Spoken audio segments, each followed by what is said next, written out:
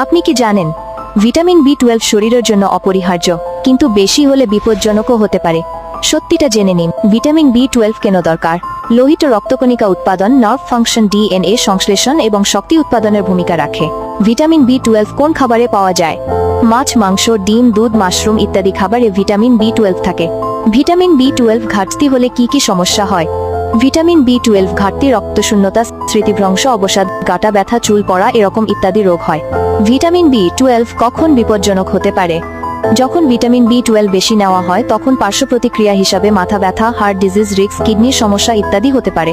আবার যখন ঘাটতি থাকে তখন ভিটামিন বি12 বেশি নিলে শক্তি বাড়ে। ভিটামিন বি12 কত পরিমাণে গ্রহণ করবেন? সাধারণত দৈনিক 2.4 মাইক্রোগ্রাম গ্রহণ করা প্রয়োজন। তাছাড়া ব্লাড টেস্ট করিয়ে দেখা উচিত, অতিরিক্ত না নিয়ে প্রয়োজন অনুযায়ী গ্রহণ করা ভালো।